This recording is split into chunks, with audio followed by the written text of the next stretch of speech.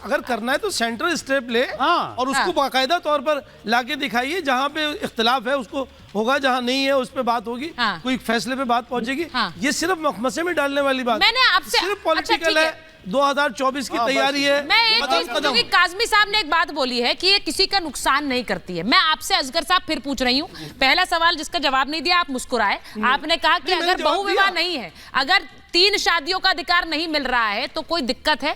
काज़मी साहब ने ये कहा कि ये इस्लाम में अनिवार्य नहीं है। इस्लाम में कोई चीज अनिवार्य की बात नहीं है, जो इस्लाम में है वो है। तो नुकसान क्या हो रहा है? नुकसान क्या हो रहा है असगर खान साहब? देखिए यूसीसी से नुकसान क्या होगा असगर जी का? सुनिए, अगर अरे भाई, फिर अभी जैसे वारिस साहब भी कह रहे थे कि आप किसी जगह पे किसी स्टेट का कानून कुछ है, किसी मजहब का कानून कुछ है, आप सबको मिला के कैसे बात कर सकते हैं? मैं अपना मजहब से हट के दूसरे कानून को कैसे मान लूंगा? नहीं मान सकता। नहीं, तो सुनिए, तो वही तो बात है। एक महिला गोद लेना चाहती है, उसके मजहब में वो अधिकार नहीं है। दूसरी महिला को वो देख रही है कि वो बच्चा गोद ले पा रही है, मेरा बच्चा नहीं, मैं गोद नहीं ले सकती हूँ, तो उसको अधिकार मिल रहा है या उसका अधिकार छीना जा रहा है? नहीं, उसके सब चीज के अल्टरनेट है। आप इस्लाम को पूरे गहराई में जाके उसकी स्टडी की है, हर चीज का अल्टरनेट है। आप अगर उसको कानूनी तौर पे नहीं ले सकते, आप उसको ले पाले, उसकी परवरिश करें। क्यों नहीं कर सकती परवरिश? मैं परवरिश कर सकते। काज़मी साहब, अब ये वो कह रहे हैं कि भाई हर चीज का ऑल्टरनेटिव है, आप क्यों, अगर अलग अलग विविधता है उसको क्यों आप खराब करना चाह रहे हैं? नहीं, मैं वादे करना चाहता हूं कि इस्लाम के लॉ को हमारे ये सारे लोग पढ़े हुए हैं। जो यूसीसी आ रहा है उस पर हमारी किसी भी मजहबी, किसी पूजा पद्धति पर, निकाह या विवाह पर कोई फर्क नहीं पड़ेगा। जैसे जिस धर्म की जो मान्यताएं हैं वो वैसे ही करेंगे, इसमें भ्रम पैदा करने का प्रयास ना करें। ठीक है, यूसीसी से सिमिलरिटी आएगी, राष्ट्रीय एकता और अखंडता इससे मजबूत होगी, अपराधों में कमी आएगी और इसका फायदा पूरी कंट्री को, पूरी देश को होगा। और ये ऐसा नहीं है कि ये मुसलमानों के खिलाफ है। मैं समझता हूं कि मुसलमानों को 60 साल के अंदर जिस तरह से एक वोट बैंक बना के रखा गया और पॉलिटिकल पार्टियों ने उनका इस्तेमाल किया, उन्हें मुख्यधारा से काटा। आज हम उत्तराखंड मदरसा बोर्ड के अंतर्गत जो हमारे मदरसे आते हैं, हमने उन्हें इंजीनियर और डॉक्टर बनाने का जो हमारे माननीय मुख्यमंत्री श्री पुष्कर सिंह धामी जी ने, उनके नेतृत्व के अंदर हम उन्हें मुख्यधारा से जोड़ रहे हैं। और मैं आज आपको दावे के, क्या हमें ओपन रहना चाहिए इस ड्राफ्ट के बारे में वारिस साहब? क्या हमें ओपन रहना चाहिए? हमें थोड़ा सोचना चाहिए, शायद इसमें ऐसी चीजें हो जो सब पर लागू हो और सबका फायदा हो, किसी का नुकसान नहीं है। वारिस साहब का कोई नुकसान नहीं होगा यूसीसी से। अश्विनी जी को लीजिए। नहीं, यूसीसी लाने दो, ड्राफ्ट तो पहले देने दो। यूसीसी के ड्राफ्ट में क्या है, क्योंकि हमको यकीन है कि सरकार नहीं ला सकती यूसीसी अगर लेके आ गए तो मुझे अच्छा, ला ही नहीं सकती है। हिंदू अनडिवाइडेड फैमिली का क्या है, टैक्स रिबेट मिलता है, उसका क्या करेंगे लोग?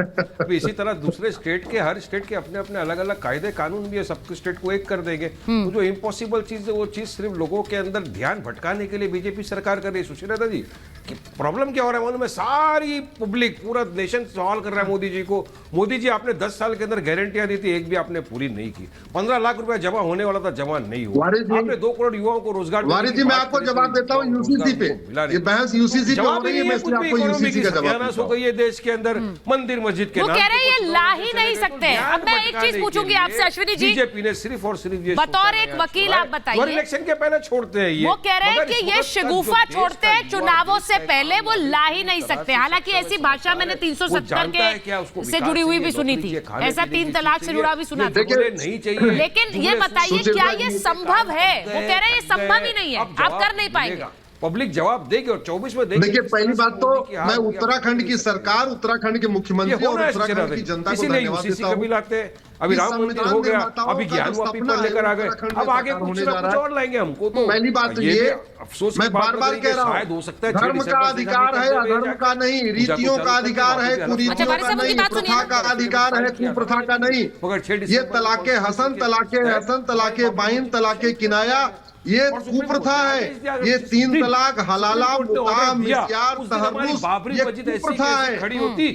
और दूसरी बात ये, और आप जहां तक आप दोनों एक साथ बोल रहे हैं। अरे भैया, टोटल ऑर्डर अलग होता है ये वाला। पहली बात तो समझ लो, भारत संविधान से चलता है। नहीं तो आपके लिए ये क्या बहुत अच्छी प्रथा है? बहु विवाह अच्छी प्रथा है क्या आपके लिए? नहीं, एक मिनट, स्टूडियो में आएंगे। एक मिनट, हाँ बताइए, कौन सी प्रथा अच्छी है आपके लिए? बहु विवाह किसकी बात कर रही हैं? हलाला किसकी बात कर रहे हैं? वो कह रहे हैं कि कौन सी आपके लिए अच्छी प्रथा है? मैं आपके कैमरे के सामने एक बात बता दूं, बताइए कि जो इस्लाम में है वो सही है हमारे लिए, हम उसको फॉलो करते हैं। आप अगर औरतों की बात तलाक भी सही था, सुन लीजिए, अगर आप औरतों तलाक भी सही था और बहु विवाह भी सही है, आप ये कह रहे हैं? मैं यही कहना चाह रहा हूँ कि जो आप औरतों की भी बात करती हैं, जो कि बार बार उस चीज का यहाँ की सरकार भी फायदा उठाती है, तो वो भी सही है। जब जो फॉलो कर रहा है, जो मान रहा है, आपको क्या तकलीफ है?